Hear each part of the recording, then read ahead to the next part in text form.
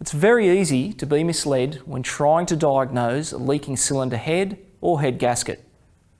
The whole problem is the symptoms vary considerably depending on how the fault occurs.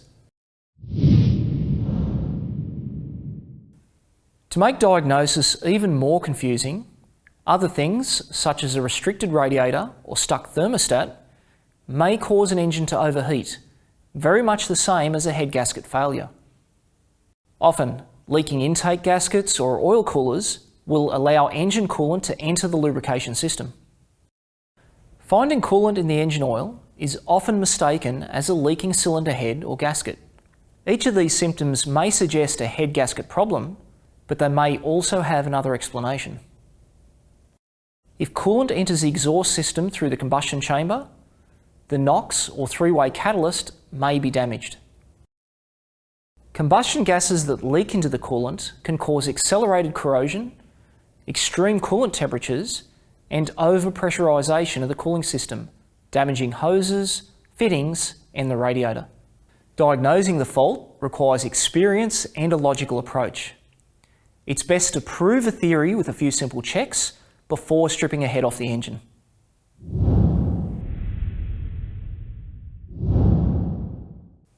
A handy procedure for identifying a blown head gasket is the combustion gas leak test. If combustion gases leak into the cooling system, we can detect them using a special tool and fluid that changes colour when exposed to combustion gases. There are numerous tools on the market designed for this type of test. Always follow the instructions supplied with the tool that you're using. I like to draw a sample of gases from the top of the coolant reservoir first. If there are any combustion gases present, they will accumulate here. Warming the engine may help make the results more accurate. The testing apparatus draws a sample of gases from above the coolant level and mixes them with the test chemical. The presence of any combustion gases turns the chemical yellow, indicating a leak. A sample may be taken from the radiator, but this requires the coolant level to be drained off a little when sampling, so coolant is not drawn into the tool. If the chemical turns yellow, there is a reasonable leak of combustion gases into the coolant. We can further isolate the cause by disabling one cylinder at a time. With the spark or fuel disconnected on the first cylinder, run the engine for a few minutes to purge that cylinder of combustion gases. Using the leak test tool, take another sample from the cooling system. If the chemical immediately turns yellow, reconnect the first cylinder and disable the next cylinder in line and repeat the test. As soon as the chemical fails to produce a result, we know that the disabled cylinder is leaking. This is because no combustion has taken place, so no reaction has occurred in the chemical. Between system tests, take the tool to an area of clean air and purge the chemical by operating the bulb several times. This removes any residual combustion gases from the liquid. Don't tip the used liquid back into the fluid bottle. This may contaminate the chemical and render it unusable for future tests. This testing process also works on diesel engines. The chemical reaction will not be as pronounced, as the hydrocarbon and carbon monoxide content is much lower in this type of engine. A small combustion leak may be very hard to detect. The chemical may change from blue to green only, not yellow.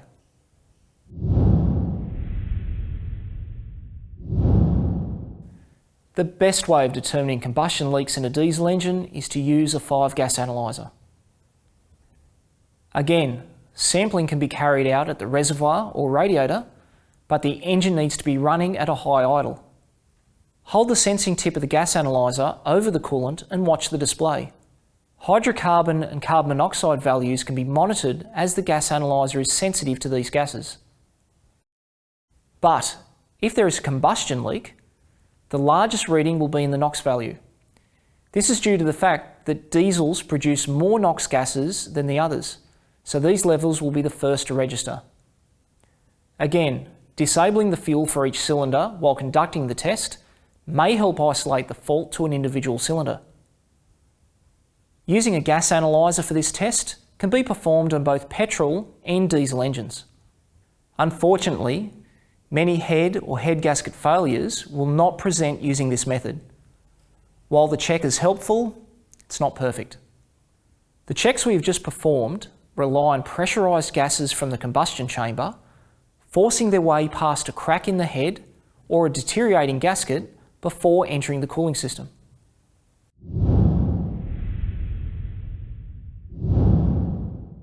Another way to find this type of combustion chamber leak is to use a cooling system pressure tester.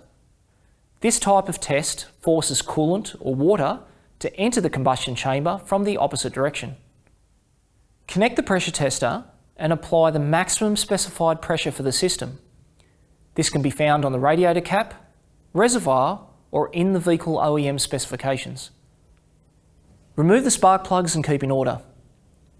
A close inspection of these may reveal discoloration of one or more of the plugs. The earth electrode may be stained with coolant, or it may be damp and smell of glycol. Let the engine sit for 15 to 20 minutes and inspect for pressure loss on the gauge. If the pressure has dropped substantially, confirm there are no external coolant leaks from fittings or hoses. If this was okay, place a clean rag over the spark plug tubes and crank the engine briefly. If any coolant had entered the combustion chamber during the pressure test, it will exhaust through the plug tube and mark the rag. Again, this test can be performed on diesel engines by removing the injectors or glow plugs. A head gasket that fails between cylinders will generally cause a misfire, but may not induce a symptom within the cooling system. With a failure between cylinders, compression from one cylinder leaks into another. The customer may complain of a rough idle, high fuel consumption, and/or low power. The most efficient way to find a leak between cylinders is with a compression test. If two adjacent cylinders have very low compression, the gasket between the two may be leaking. Head gaskets may also fail between the coolant passages and the lubrication system. This type of failure may show up as oil in the coolant or coolant in the oil.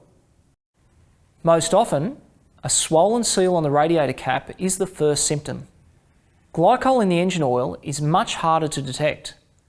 Unlike pure water, glycol may not turn the oil milky. Be very careful when making a diagnosis with this symptom. A leaking oil cooler for the engine or transmission will present with the same symptoms. Cylinder head surface corrosion is similar to a crack in the way it affects the gasket. A corroded cylinder head will not allow the gasket to seal. If the corrosion was severe, the cylinder head would need replacing. Performing some simple checks to confirm a leaking head or gasket is a great way to keep costs down and the customer happy. Remember, always diagnose, don't guess. Thanks for watching.